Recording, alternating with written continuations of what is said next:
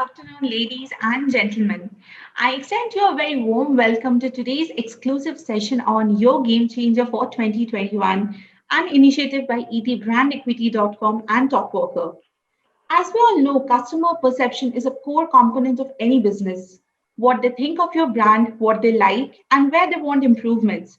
Such insights can help you reshape your brand's offerings and strengthen customer engagement. The advent of digital channels has further made listening to customer voices easier. Customers today are digitally active and are willing to express their perceptions of a brand online. And now, with an expanded digital presence over the last year, online conversations of customers about brands have exponentially increased. In today's session, we have experts with us who came together to discuss the nuances of customer conversations and how brands can make the most of it while protecting the boundaries of customer privacy. And for this, we have with us today Benjamin Soubiest, Managing Director, JAPAC, Talkwalker, and Karthik Srinivasan, Communication Strategy Consultant and Public Speaker. I'll quickly take a minute to introduce our speakers for today. Ben has experience in working across different industry sectors and different countries, engaging with C-level executives and trying to understand what they need to achieve to drive true business outcomes. Ben enjoys following the development and impact of information technology in business and society. Having worked with TBWA, Gartner, and Talkwalker, Ben brings a lot of market research experience to the table. For years, he has been advising companies across the world on how to leverage the digital age to their advantage. Next, we have Karthik, who is a communication professional with 2 decades experience in creating, building, and managing perceptions of brands. In his career, he has been associated with brands like Ogilvy, Edelman, Flipkart, Lenovo, LinkedIn, IBM, BlackBerry, and General Motors, among others. Karthik is also the author of the book on personal branding using social media titled Be Social, Building Brand You, published by Westland. Karthik has also been ranked as a power profile on LinkedIn consecutively from 2015 to 2018 and the top words on LinkedIn in 2020. So further ado, let's start with today's sessions. We encourage our audiences to share your questions with us in the Q&A section. And as the session progresses towards the end of the session, we will open the platform for our speakers to answer your questions. To kickstart, we first have a presentation by Ben now, where he would share some interesting insights on the state of conversation from the key findings of one of Talkwalker's latest research report. With that, over to you, Ben. All right, so good afternoon, everyone. My name is Benjamin Soubiest, and I'm leading the Talkwalker Asia Pacific in Japan team. We're here to discuss a very exciting topic with you today. So it's all about the state of conversations and how this can be a game changer for you. So again, I want also to thank very much the Economic Times for putting this together today, to all of you for attending, of course, and I'm really glad to be discussing with Karthik later on.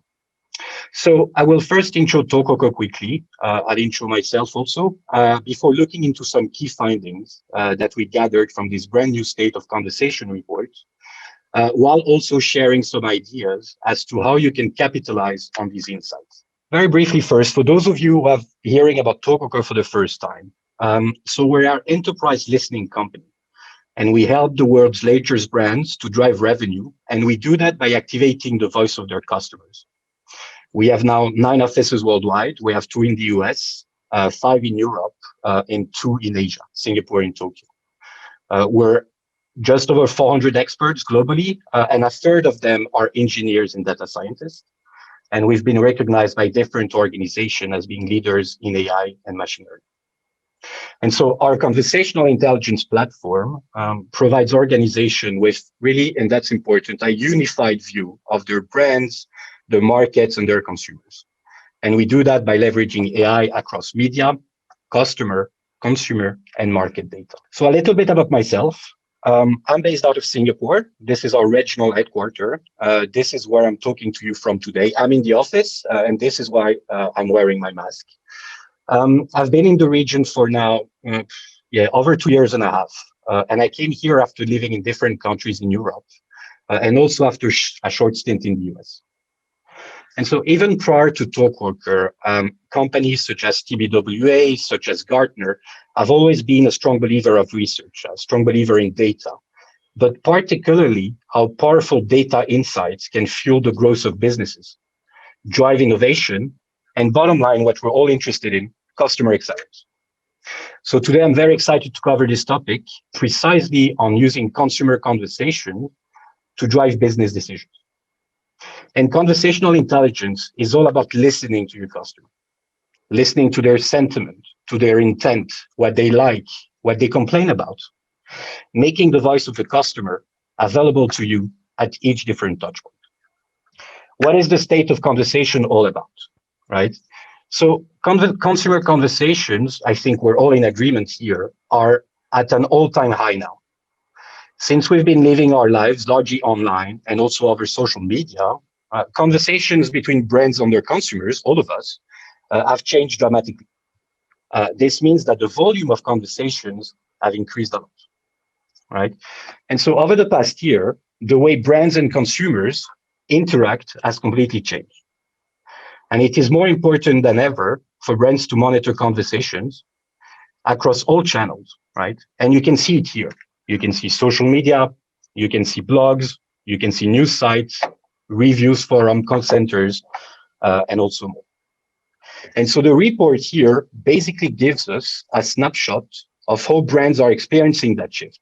And so conversational insights will inform your future strategies, marketing, content, social media, product development, PR, but also paid advertising, for example.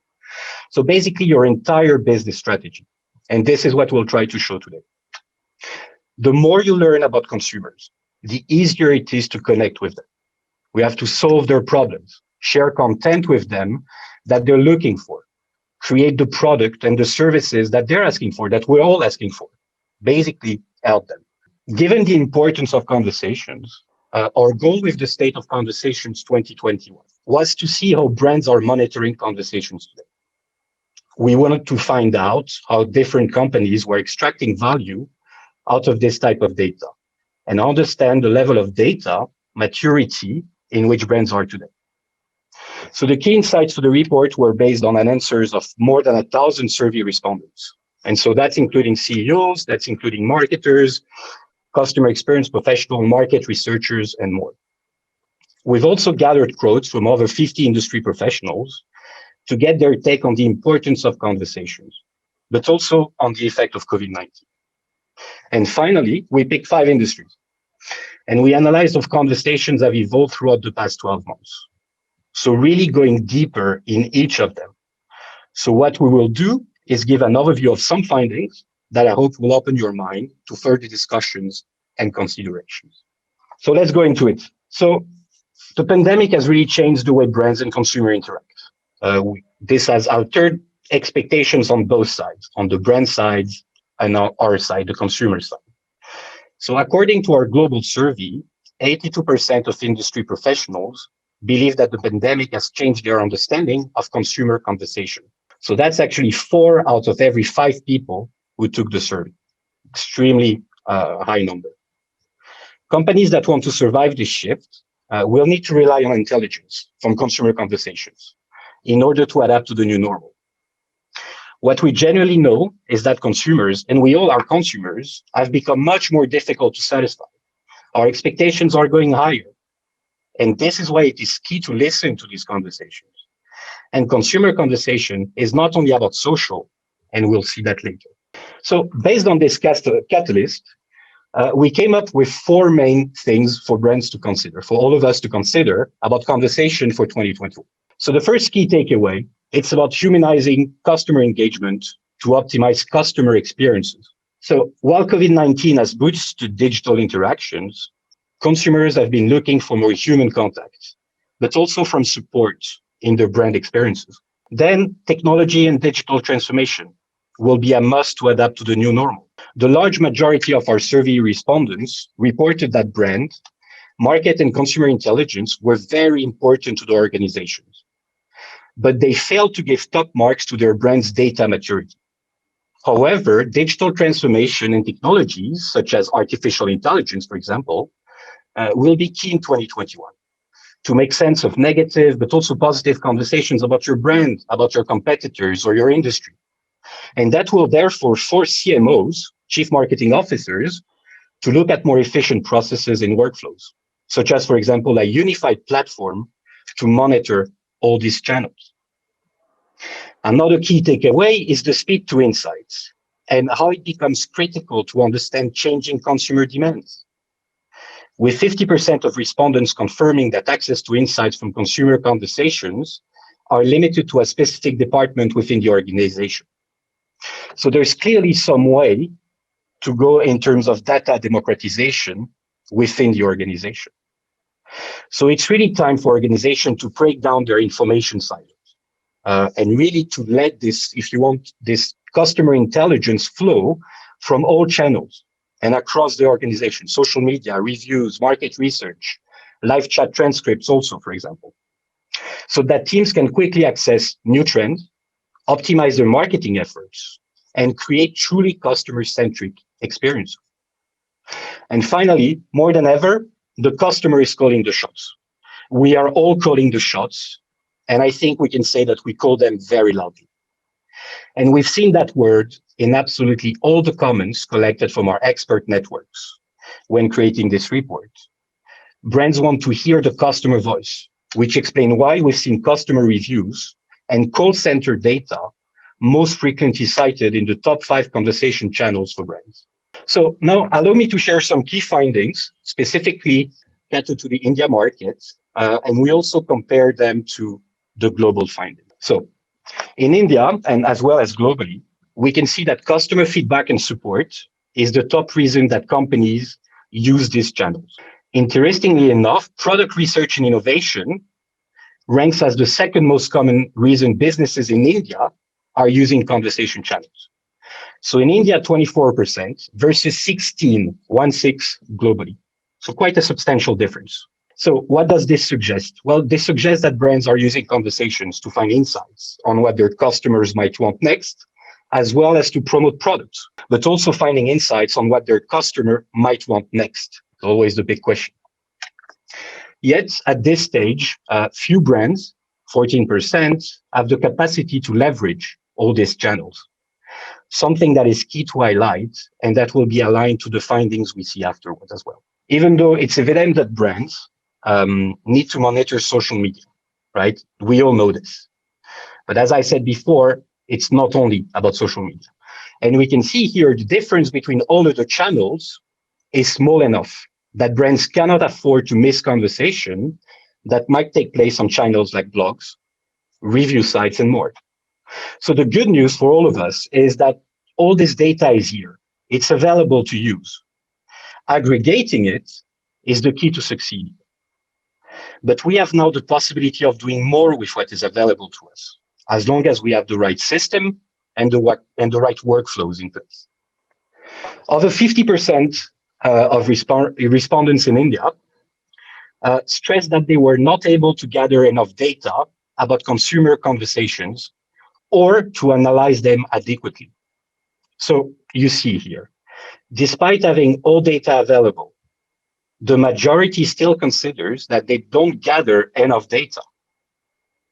So this suggests that the right systems are probably not in place, or if they are, that those systems or applications don't talk to each other. And that is blocking the extract of these insights, but also stopping data democratization across organizations. So even though today the voice of the customer is available at each different touch point, connecting those dots is what remains the challenge. We also found out that a lot of manual work is still being done. And I think we all do some manual work. And so we would potentially have replied the same here. 18% of industry professionals globally, 20 in India, 20%, just a bit over the global average, stated that their organization monitors and analyzes conversation through a unified platform. So that's clearly a missed opportunity, because it means that 80% or 4 out of 5 are not leveraging a unified platform to do it. But why is it important? Well, having a unified view of your brand, your market, your customer is key. Leveraging not only online, but offline data, putting them together is what makes you come to the voice of customer. Because you not only get a full picture, but think about the time that will be saved. but then most importantly, what you will do with that time.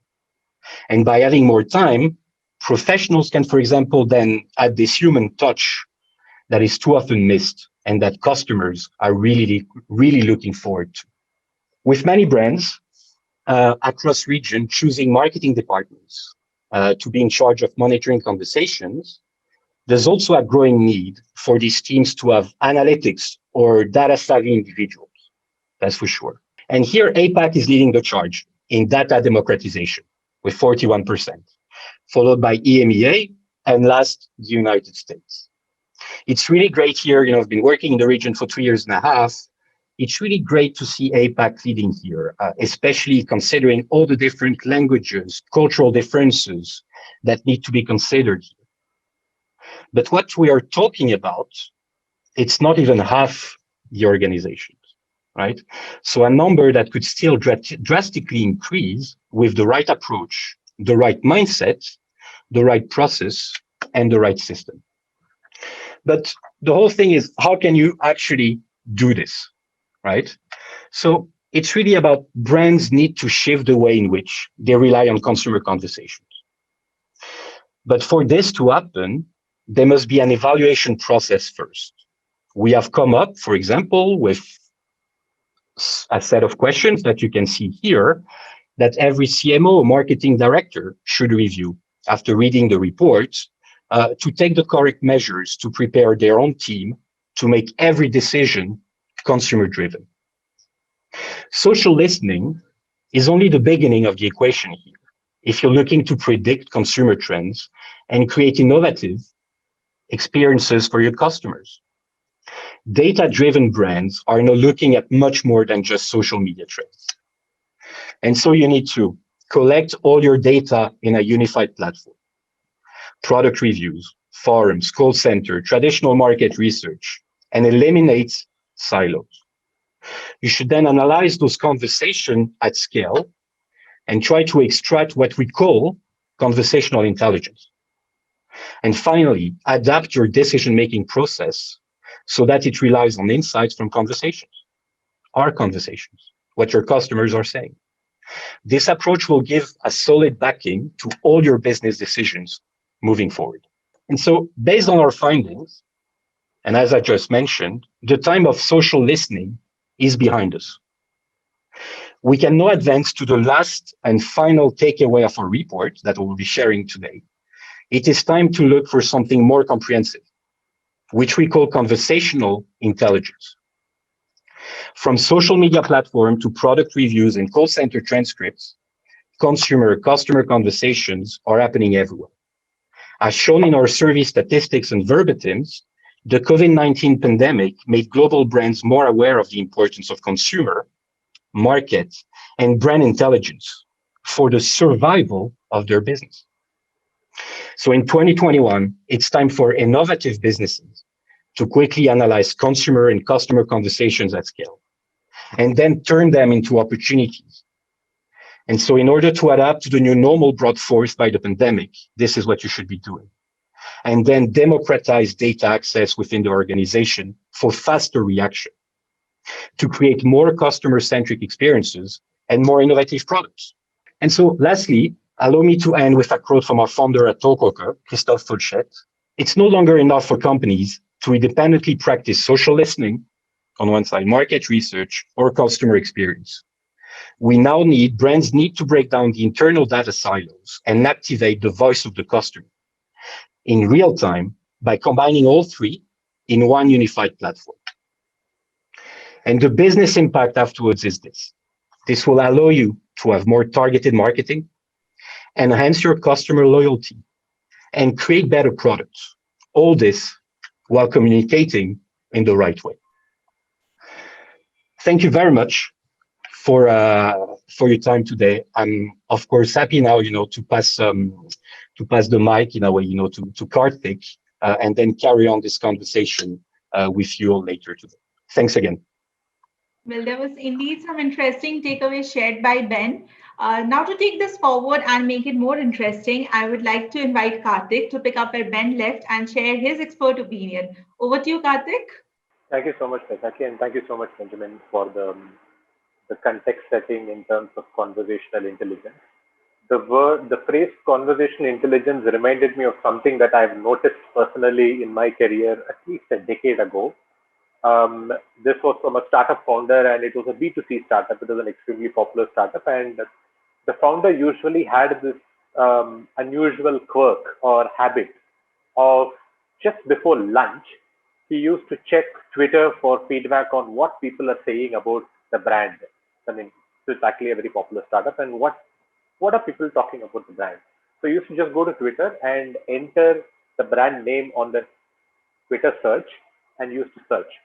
And this is just before lunch, about 12:55 to 1 p.m. in the afternoon, just before lunch. Just he's just going out for lunch. Just before that, he'll quick casually check that.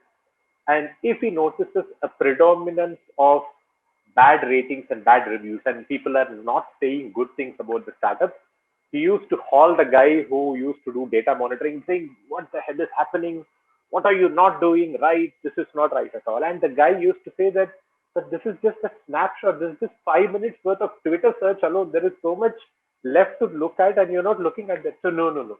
I am the CEO. I did the check, and this is not right, and you need to do something about it.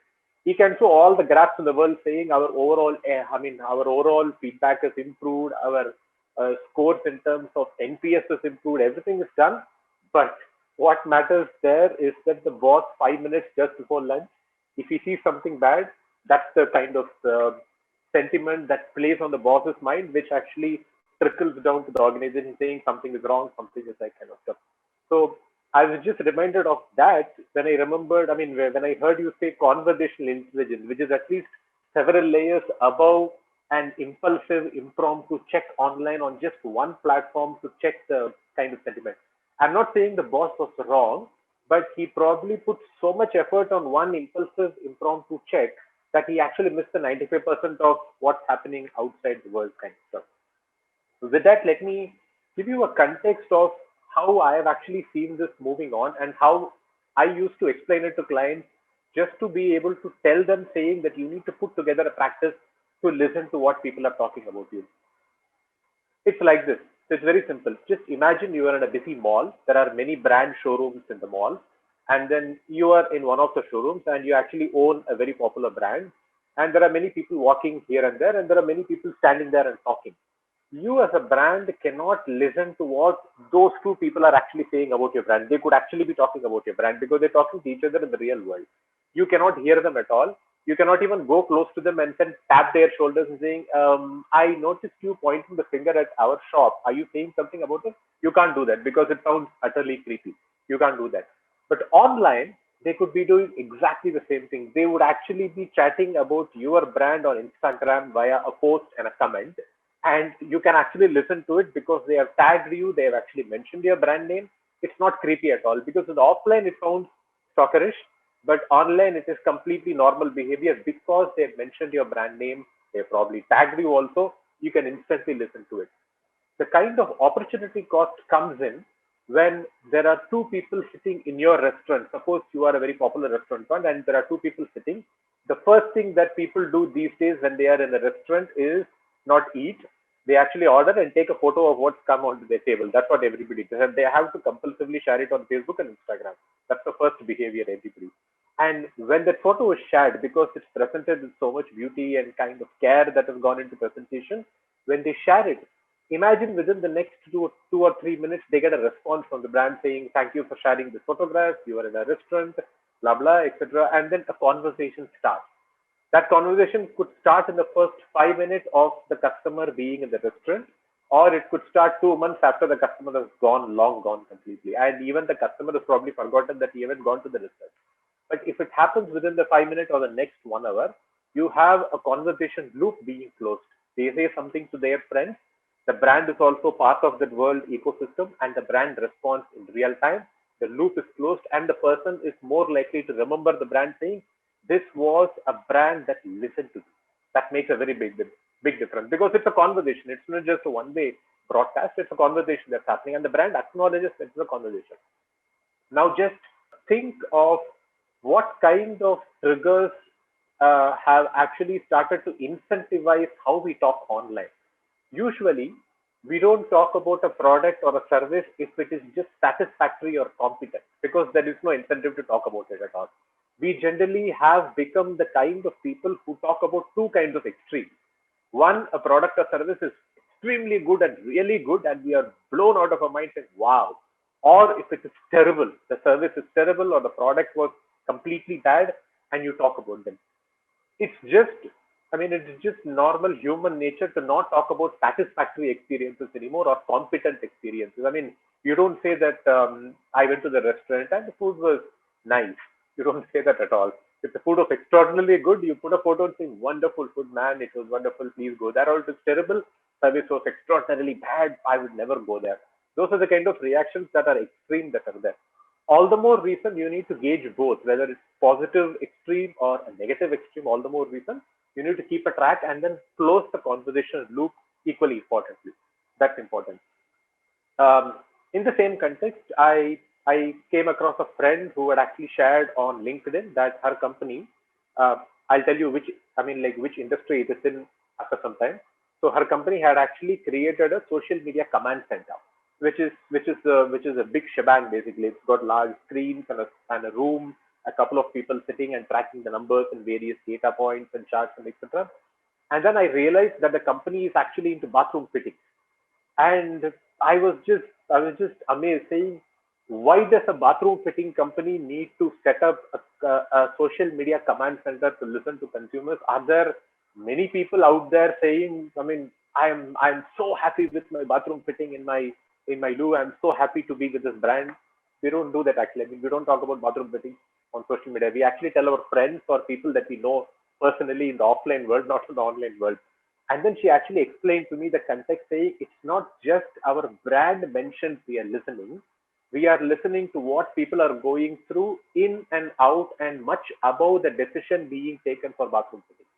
For instance, if people are talking about moving to a new place, buying a new place, or trying to invest in a new place, or taking a loan for a new place, all these are cues that will eventually end up as one of the decisions need to be made around bathroom fittings, among so many others. It could also be interiors, it could be tiling, it could be roofing, and bathroom fittings could be all of it. And she said that there are so many touch points that we can have if we just remove the fact that, or the idea that people need to talk only about our brand. They could actually be talking about the category. They could be talking about related categories. Everything is intelligence that is being gathered, which can actually get back to the product team or the service team to actually make it more interesting for them to actually create new services and points basically. And she also mentioned that she actually used those intelligence for their marketing campaigns, how to actually set the tone for marketing campaigns based on what people are talking and then trying to connect. It's almost like saying, if you're thinking of home loan, to start a home loan, you need to think of the many things that will happen once you move into that home. And one of them could be bathroom fittings, and you need to put it in your mind saying you need to be in the market to look at what kind of bathroom fittings they use. And that was very, very interesting from a point of view also. The third point I wanted to address is the speed of response when it comes to customer conversations online. Before social media, this say about in the period of say 2005, 2006, when social media was fairly new in the world and even in India. If I want to reach out to a customer care center, it is usually the phone basically. I need to pick up the phone, I need to talk to them, and the ongoing joke that is most common across the world, not just in India, is that when you pick up a phone, you will be asked to wait, you will be put on hold, there is a hold music going on, and you will be bored out of your wits. You'll be just holding the phone and sitting like this, and there'll be music, they will go to the manager and somebody will come to you. The basic understanding is they will waste your time. So generally people are very wary of picking up the phone and talking to somebody because it goes into a loop and you have no idea when you will get some kind of resolution. But social media has changed that completely. You can literally say something in terms of your customer complaint on Twitter or on Facebook or through an email, or like even email is probably one of the tools that we do that. But in all these cases, it's not real time like a phone call, right? You don't say something and then hold on with your life and your work, everything stops and you just wait saying, I'm waiting for resolution. You don't do that. You say something on Twitter and you close Twitter and you move on actually. When you need a response, it will automatically come to you because the brand would take notice of it after say 30 minutes or 1 hour, and then you will see that you have been tagged and saying, hey, Mr. Karthik, we have actually read your complaint. We will come back to you in 24 hours, or here is a solution. Could you please go to this direct message and share more details with us? All those things happen. So that actually changes the equation considerably. Your real time is not wasted. You just say something and move on. Now, here is where the change in attitude has happened. If in a real-time conversation, you wanted real answers in real time, saying, I'm saying something, you need to respond something, I need to close the resolution. If you do that, people actually started assuming, saying on Twitter, I can say something and move on. I will get a tagged message later and I'll probably see. Same thing with email. I will email and after 24 hours, I'll get a response back. But these days, it doesn't happen like that at all. Somebody complains on Twitter to a telecom provider, and then if they don't get a response within 2 to 3 minutes, because that has become the benchmark in the industry, in the telecom area at least, industry at least, if you don't get a response back in Twitter, at least a placeholder response saying, yes, we have noticed your complaint, we will come back to you in X hours. If you don't get that, people will start raging online saying, I had a problem with my phone and I had actually tweeted to them, and imagine their guts, they have not responded to me even now. I'm going to show them who I am. I mean, that's the attitude in India usually. I'm going to show them who I am, and then you tag half a dozen people. You tag Economic Times, you tag the Times of India, as if the whole world is coming down on your problem, and then the brand is forced to respond immediately in real time. Oh my God, who is this guy? He has said something, and our brand perception is going for a toss, and things go completely haywire. That's the perception, because the industry benchmark actually sets our own expectations as to how soon should somebody get a response based on their complaint on social media. And the most important factor here is, when you complain on social media, it is public. Unlike a phone call or an email, which is a private channel where nobody else knows you have a problem and nobody else knows the brand goofed up. When you complain on Twitter or Facebook or Instagram, the entire world potentially could know that this is happening. And if somebody else is considering that product at the time, they would think twice, saying, oh, my friend has complained and there's no response at all. Let me just put this product back in the list. Let me look at some other competing products which seems to be more responsive to this thing. That's literally how usually it happens. The fourth thing that I wanted to mention is how we make decisions to make a purchase of a product or a service these days. For instance, if I'm looking for a phone, I'm, for instance, looking for a new smartphone, and I'm actually just searching a couple of phone reviews based on what I shortlisted. I go to Google and search for product reviews. I look at Amazon or Flipkart and look for product reviews. If I see 3 reviews back to back from customers or people who have already used the product, and if I see 3 bad reviews, I literally take that product and put it down my shortlist and take some other product. But if I see 3 good reviews on top of it, this is exactly like the behavior of a startup founder I told you. I look at something impulsively. I look at 3 things and yeah, looks good. Okay, let me retain this product. Bad. Oh my God, this sounds very bad. It may not actually be bad. It's just that the algorithm in Google and Twitter and Instagram showed me 3 bad things back to back, next to next. But that actually changes my mind perception, saying something seems to be bad. I should not be doing this at all. I just take the product and keep it out of. It's unfair, I know, on the product, because the whole world is out there of very good positive reviews of the brand. But I just happen to notice 3 quickly because that's my time at stake, and I just put it down this complete list. So all the more reason why brands need to be on top of their bad reviews. You can't wish them away, because it is actually a function of your product and your own service, but be on top of it, saying this can have a real impact on how people decide a purchase, basically, whether it's a purchase of a product or a purchase of a service. Both really matter extremely well. The last point that I wanted to focus on is, you are actually mentioned customer conversations and the kind of data that it leads to. But one of the most important factors in India, more so from a B2B organization point of view, because in B2C, customer reviews matter a lot, customer conversations matter a lot. But from a B2B, because India is full of tech companies, very large tech companies, which employ a hell of a lot of people of our population, there employee feedback matters a lot. I mean, for instance, if somebody is being given an offer letter or going for an interview to a large company, which is a tech company, a B2B company, employee feedback matters a lot. And the first place they all go to check out the company, Glassdoor. They go to Glassdoor and look at employer brand reviews. So the kind of feedback that you get from potential employees, ex-employees, future employees those really, really matter from a B2B organization point of view, particularly in India, the tech company side, because it will make or break a decision to join a company or go for an interview. Those things matter a lot, actually. And this is also happening on LinkedIn, because people search the company on LinkedIn and look at the kind of comments that are there in the career section, or just for the posts of various companies kind of stuff. So people can actually do the same thing that I just mentioned in terms of looking at 3 bad reviews.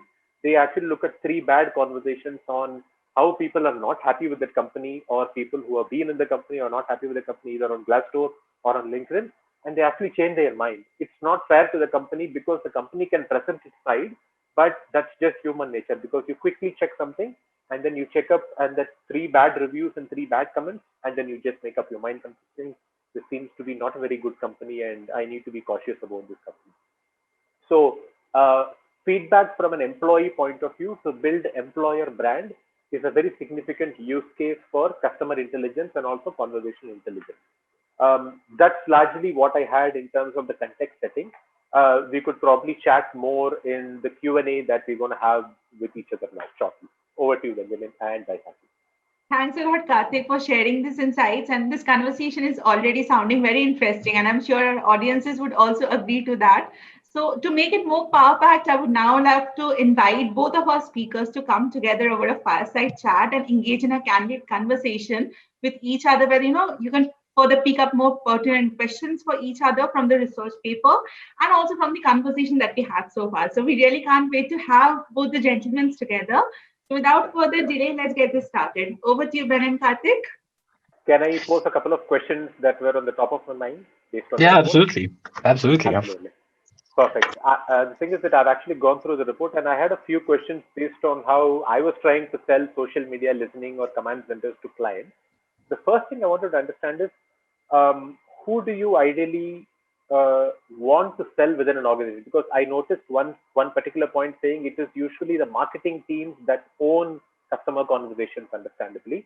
But if you look at breaking the silos, that it's not just customers who may be talking, it could be employees talking, it could be general people talking, all kinds of people could be talking about brands and companies. Who should actually own customer conversations, or just conversations about the brand? There is brand conversation. Who in the company should, I mean, which department should ideally own? Based on that, you could actually sell it more appropriately within the organization, I presume.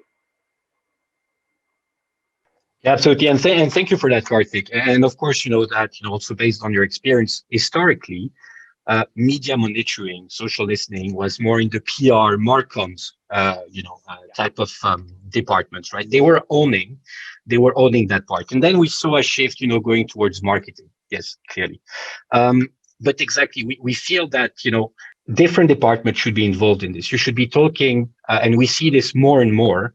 For example, the product innovation team, the consumer insights departments, people that are actually working on what next product to develop, on how, create something that would be more relevant to their audience. And we see that more often. And that's also based on the multiplicity of channels where people can discuss now. And you've mentioned that. But ideally, we should be talking across the organization, right? Because the organization itself should be talking to each other. Yeah. And that's what we're trying to achieve. And this is the trends that we see clearly happening. We've seen, more departments getting involved, more departments getting interest also into what are people saying about us, Yeah. You have VPHRs now, asking, okay, but actually, what's our reputation, And that's exactly a very good point that you made. And so that's why I see it. We see more and more departments being involved into those decisions. The other thing that I want to check with you is, one of the point of information that you're gathering, or one of the data sources that you mentioned in one of the earlier slides, was call center transcripts. That was extremely interesting, because we all have experience of talking to a call center, and just before we start talking, it actually announces, the call center is saying this call will be recorded for data monitoring purposes. And that's an automated message that comes in during the call center. And we always used to wonder, saying, who's really monitoring our conversation? Is it really happening or not? Or who's doing what about it? But that's interesting. So this means that you're actually picking up a non-public channel and putting it into the overall source of data that you're trying to gather. And that's one of the content pipes that is coming in. So which makes the data a lot more richer, because this is actually a very focused conversation that's happening, and it's more likely by an actual consumer, not just a person with an interest in the product online elsewhere on Instagram or Twitter or Facebook, but an actual customer who has a problem or a point to make, which could be a very rich data set when added to the overall pool of the conversation. Yeah, absolutely. And that's a very good point and a good example. So first of all, to explain a bit how this can work is that, the machine learning, the algorithm, that you were applying before on social, can be applied on anything that is text also based, for example, right? And extracting the data in the same way. What matters is that what data sets are you actually analyzing? And I think you made a good point. And we've seen it in the report, and everybody out of the more than 1,000 respondents that we had, it's not only about social media, there's much more. And so here what matters is the capacity or the ability, if you want, to take online data, right, that we're all quite aware about, but that we call offline, either first or third party data, the company's data, whatever you want to call it, and you put it together. And this is really to come to what we call the voice of the customer, right? And by doing this, you can get to the point of getting a unified view of your brand, your market, and your consumer, right? Because you're connecting the different touch points that are available. The data is, and what is great is that the data is available to us. It's either online or we have it in our companies. But what matters is that, do we have the right connectors? Are our system and applications talking to each other? But if you have the right technology, you can see it, and we've seen it with great success with some leading brands that we work with. The third thing that I wanted to ask you is about what next of the data. Just assume that the data is, the whole system is put in place and an organization has started gathering data from various sources, including call center transcripts about their products, about their company, about people, and it's been done. Now, next is what to do of this data, because that's when you actually truly make use of something that you have put together as a process. You need to do something about it. And from my own experience, from a PR and comms point of view, I know how valuable the data is. For instance, most of the crises that brands face, you could actually you could actually figure out that there is going to be a crisis or there is something brewing quite a few hours before the crisis or quite a few days before the crisis. Because if you keep track on who's talking what about the company, you can make a plot saying this could brew into a larger crisis eventually. So we need to create a crisis monitoring plan and a crisis response plan. We do that very, very consciously in PR. But not many customer care related crises are actually seen in advance because people don't have a view of what's brewing. Is there something going on? For instance, I can give you one example of a famous telecom provider. There was a person in a news organization who had a major problem with his telecom provider, like most people.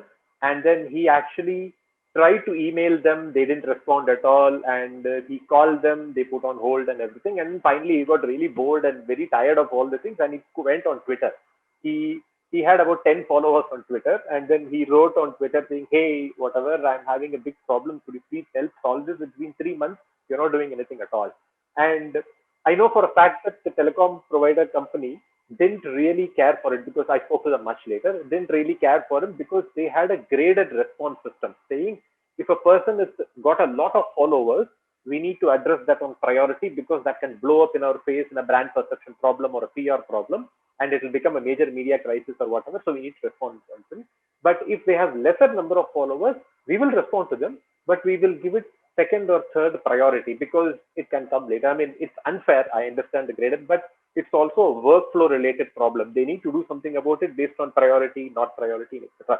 So they will come to it, but late. It so happened for the misfortune of the telecom company that one of the 10 followers was a colleague in the news organization who had about 3 million followers. And she actually figured out saying, oh my God, this is the guy who actually set up all my equipment and he seems to be having a problem with the telecom company. Let me help him by retweeting his tweet. And then from 10 followers, in which it was just languishing and nobody was watching it, it went to 3 million plus 10 followers overnight. Literally, within a few minutes, it went to 3 million people immediately. And then the telecom organization went completely ballistic, saying, my God, we need to do something about this. We ignored this guy for 10 and it become 3 million now.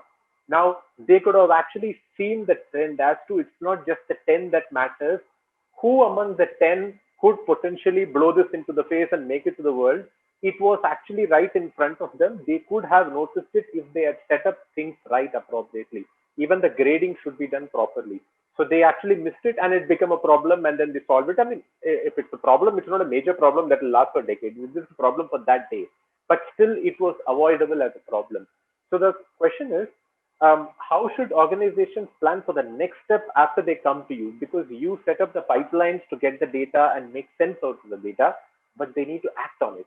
If they don't act on it, they are still sitting on a mine and it will just blow up in their faces from time to time. So how would you guide them to actually set up the next of the process to make truly use of the data that you create them for? Yeah, and yeah, that's a very good point, and also a very relevant example, right? That shows that sometimes, you should take care of any customer complaint potentially, regardless of who that person can be, right? But that's more who you are as a brand, right? So I think you're right, and I think it comes always to the point that a lot of data is available, right? But how can you make it actionable? And how can you make sure that people are actually communicating, sharing the right data? So it's all about workflows that you organize internally. But it's also about the mindset. Are we really willing to work together for the benefit of the brand? We know that our customer expectations, all of ours, I've become extremely fussy sometimes now, in the last year, much more than I was before.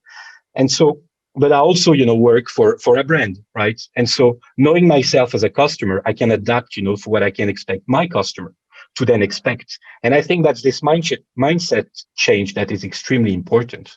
Are you willing to work with marketing, with product innovation, with customer support, with HR, with the business, with everyone?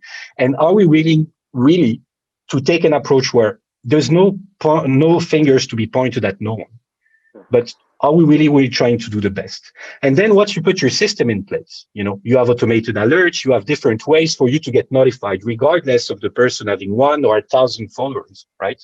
And then creating automation for the right people to react at the right time, right?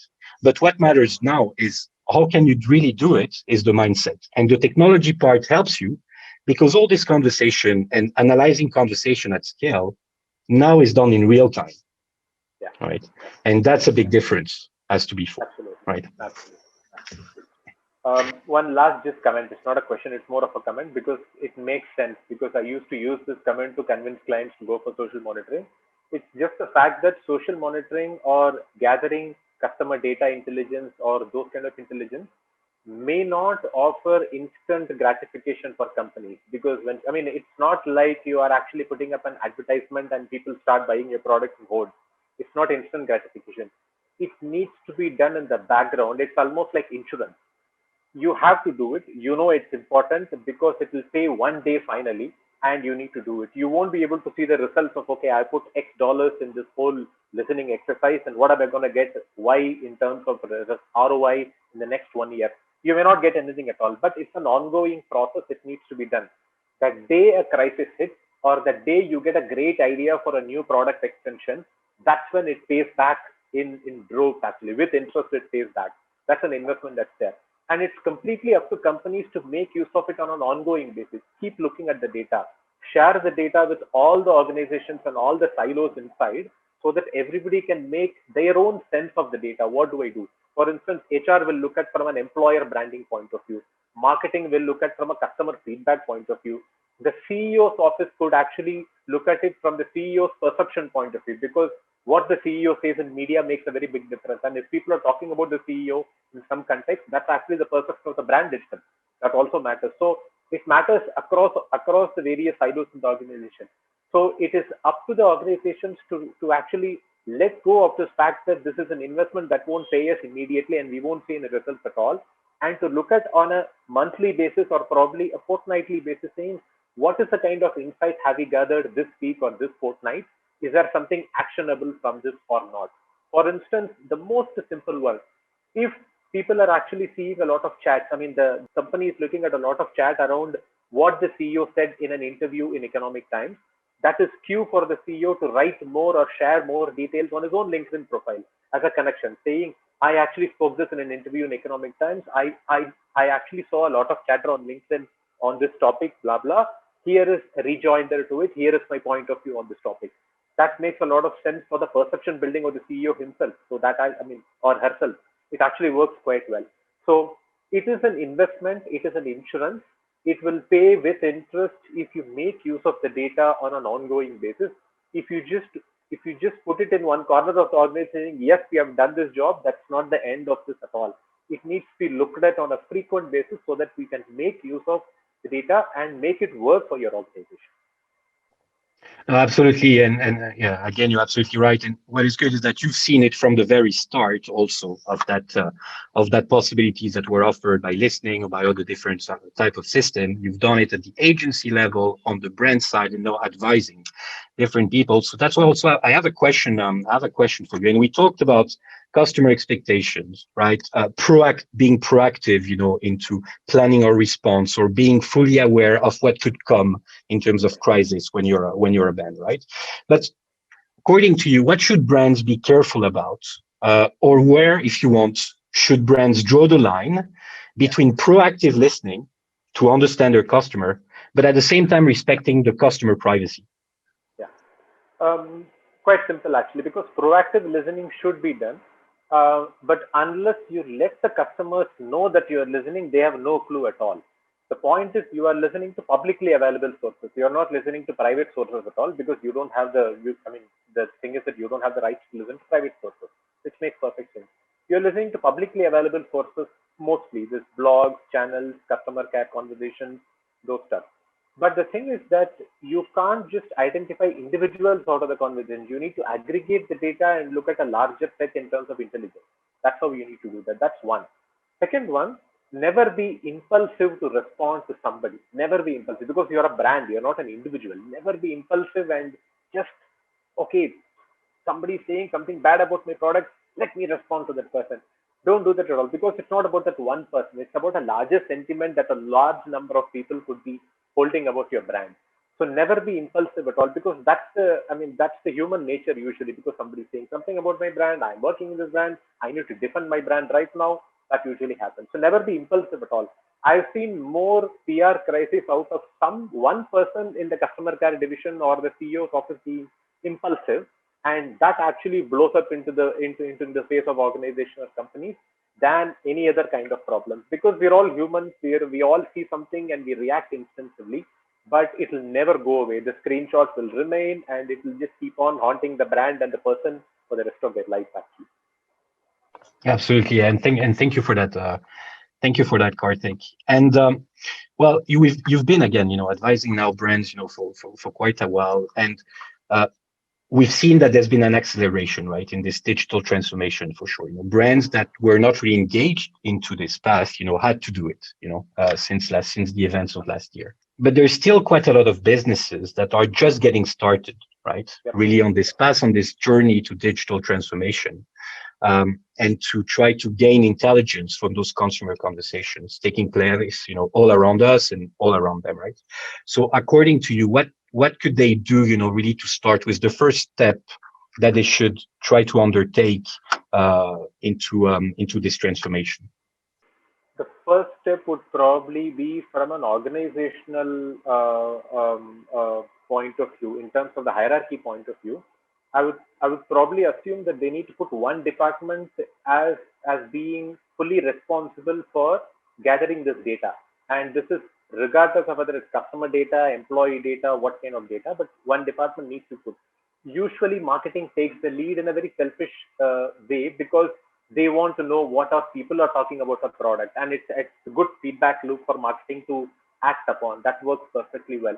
But I would think more than marketing, it would be the CEO's office or the HR are probably more appropriate to own the data at least, because marketing has a very selfish reason from a customer view point of view alone. But HR or the CEO of office could probably look at it at a 360 level and not just product level and customer level. They could look at it at a much larger level. So I think the most important sign off as to who buys the product and sets things as in motion is actually quite important from that perspective. It need not be marketing alone because they have one important task cut out of this data use. But there is so much more that you can do from that, particularly in the Indian context, the B2B context, it matters a lot. So I think that could be a good conversation for you to have even with clients to not look at it from a marketing only point of view, but look at it from an organization point of view, and which department would be better off owning this piece, and then all other departments come together to form their own workflows around, this is the data, we gather this data, we need to do something actionable out of this data on a frequent basis, I think. Absolutely. Well, I'm sure you know that. I hope that people are taking notes, right? And so people come to you and you advise them, okay, this is what we recommend. This is what I've seen being successful. Let's say so they start on this journey. Everybody is excited, but they're maybe not getting to the level that they expected at the beginning, right? We know it is with expectation sets at the beginning, and everything. So first, how do you react to this, and how do you still stay with them? In trying to overcome those main obstacles when extracting those insights and intelligence from conversations? Yeah, I've actually faced this with a couple of clients because they seem very disillusioned in the first 1 or 2 months of setting up a command center. They're not getting anything meaningful. And what do I do with this? I put up screens and I have a room. I have 2 people employed for this, not getting anything at all. So as an agency, we used to work towards small wins.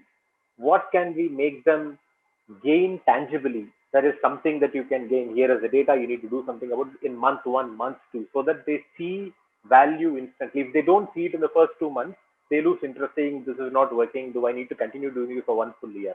So we create small wins on a week-on-week basis or a fortnight or a monthly basis, saying here is a very important piece of data that you need to action. You need to do something about it.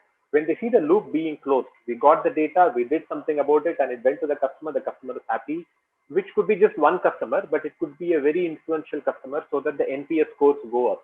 Something happens in the business as a result, and that's when the business gains trust in the whole processing. Yeah, there is something here, but they also understand that the agency can't be prodding me with small wins every time. I need to set up an internal process to get my own small wins and big wins on an ongoing basis. That's when it truly works completely together. Yeah. All right. Thanks a lot for this, Karthik.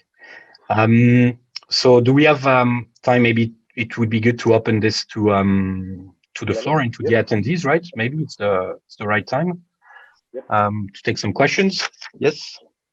Well, that was without a doubt quite a power-packed and energetic session. We have gained some really good insights on how brands can improve their services, adopt strategic thinking, and leverage the right technical tools along with a customer-first approach. And now we move on to our Q&A session. So the first question that we have from our attendees today is, so this question goes out for both Ben and Karthik. So the question is, what should be the most important performance metrics to ensure customer conversations are being effectively used for insights? It's a good question, but I think that again, we looking just at the metrics and what they think might be missing the whole picture. What matters first is to gather as much information as possible, right?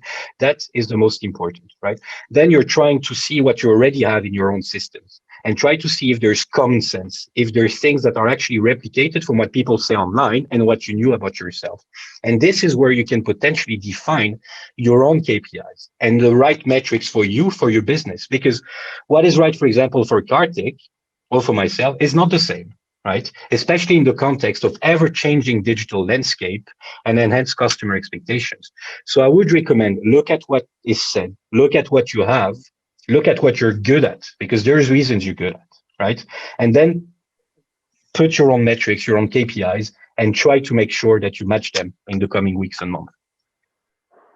Thank you for sharing your thoughts, Ben. So we move on to our next question. That is, what is a typical learning curve of the tools and techs that can be used for gaining conversational insights, and any precautions to be put in place? Much of the work that you do with a partner like a Talkwalker or any other tool that you actually bring in for social insights gathering, it actually depends on the kind of keywords that you feed into it, because keywords are the way that you are able to attract the right kind of conversations, which is talking about your company, you're talking about product, etc. And this is where the most of the homework that needs to be done. For instance, if it is the marketing team that is actually bringing in this thing, they wouldn't consider adding the names of key personnel in the company, that is the CXO or the CEO, CTO, CMO, their names in the keywords at all. They would rather look at it from a product point of view. Here are our products, here are our services, here are the industry areas that we are looking at, and that's what they would do it. But when you also include the PR person in the mix, along with the marketing, the PR person would say, yes, absolutely, here are the 20 top people in the organization. Their name should also be in the keywords. If there is some chatter about them, I need to know about it, because from his perspective or from her perspective is equally important from a PR perspective. So the keyword part is extremely important. And I've also noticed that most of the tools, and it's not just the problem of the tools, it's the way that it's the way the platforms operate, at least from a social media point of view. At least about 90% of the results come from Twitter, because it's an open platform. It's a 100% open platform.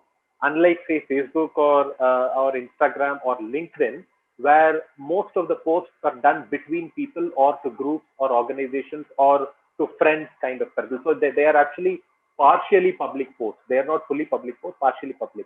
So most of the results may come from Twitter, which could be a bit disillusioning for many large organizations. I actually set up this entire process, but 90% coming only from Twitter, and Twitter is not even the #1 platform in the world. Why is this working? Is this working kind of question? So that's something that even Ben can probably adjust that part. Thank you, Karthik. So the next question is a common question that came from a few of our audiences. So I'll merge the questions. So it goes out, data and privacy concerns are causing customers to either avoid social media platforms or to move to newer ones, which brands have never targeted before. So how do you think, what kind of effect will this have on brands in gaining customer insights? It's very good. Again, it's a very good question, and we've seen it, with the rise, for example, of TikTok, in the last 18 months, right? That has been quite spectacular. But that's a good point, So people are maybe feeling a bit more concerned, right, by sharing on social media. But what they do is that you still want to communicate, right? It's just you're doing it somewhere else. And Karthik said it, we have the review channel, as employees, you have the Glassdoor, you have the Indeed, and we're seeing, every day now, with the brands we work with, more and more requests, from those type of platforms, and what is the data that we can get, right, from there. And so it's not less data, it's just where are people saying it, and how can you capture that to then define the insights, find the trends or the potential issues that you have to tackle afterwards. So moving on to our fourth question. So once again, this goes out to for Ben as well as Karthik. So the question is, can you share some insights as to how brands can capture emotions and consumer behavior over time through social media listening? Most of the tools are evolved enough to understand the larger sentiment arc in terms of what people seem to be thinking. It's not just people are saying, you are wonderful, you suck. It's not just that. People are saying a lot of cues. I mean, people are using a lot of words to explain their experience with a brand or a product or a service. And most of these tools are extremely adept at trying to look at the larger sentiment. Is it largely positive? It's largely negative? That works quite well. Which is why I gave that example of the founder who actually makes the same thing from a pure human intuition point of view, saying, I am checking Twitter for 5 minutes and the large sentiment seems to be negative. But that's very impulsive because he's not looking at the larger picture. The tool would be able to look at more sources, more data, and make a much more clearer understanding, saying the larger sentiment seems to be, 80% seems to be positive, only 20% seems to be negative. It doesn't mean that there is no negative. There is something. So you need to drill deeper into what are causing the negativity factors. Can we address them and do something about them? It could be just distribution. So you need to work on distribution to make that go up. Great. So we have time to take 2 more questions. So moving on to the second last question, it goes out. How can we integrate and analyze unstructured social data in an efficient manner? Here again, so it's about, the technology that you had, working on, for example, the Facebook, Instagram, Twitter, let's say, or even offline data, for example, printed press, radio, TV broadcast, what was available to do then, and that technology that is working, extracting those insights from that, finding the right trends, potential issues, it's working on other sets of data, first or third party data. Right? What matters is to connect it, to your system, and then let the AI, let the machine learning algorithms do their job. If we were trusting them on, let's say, online or offline data, we should be trusting them on this data as well, because it will work the same way, and you will get similar type of insights. But looking at a lot of data, that is, I think it's at ABM, they were saying that more or less, according to them, companies have 80% of the whole data that they're not looking at and that they're not using. Imagine the insight that we all have into this data, right? That is not yet put together. So with that, we move on to the final question for the day, which is, can there be a deviation between evaluating customer preferences through digital conversations and through face-to-face physical interactions? And also how to balance the two effectively in this digital world? So maybe with what I understand, the question is, so apologies to the person if I'm not going on the right track. Is that indeed, it has completely changed. We were used, to going to shops, to do everything was physical interactions, right? Mainly. Of course, e-commerce had been developed, particularly in India, for quite a while with great success stories there. But now even the physical interactions, have changed, and they're more digitalized. Right. They've seen some great example in Korea and Japan, for example, for some beauty or makeup companies, that are basically giving a full digitalized experience, but on site, right? Making sure that you absolutely connect the two. And for you, the customer, it means that there's no difference into the experience. It's still the same feeling that you have towards the brand, which should, in theory, enhance your loyalty towards that brand because they're talking to you the same way, regardless of you being like now in front of our computers, or actually on site, Thank you, Ben. So with this, we come to the end of today's session, and I hope you all found this event to be insightful and engaging as much as we enjoyed putting it all together. Thank you once again, Ben and Karthik, for being with us today. We definitely got to learn a lot of perspectives shared by both of you. And with that, we wish all our audiences safety and the best of health. Have a great evening ahead, all of you. Absolutely. Thank you, Thank you. everyone. Thank you, Bye. Karthik. Thank you, Thank Bashaki. you. Bye. Thank Goodbye.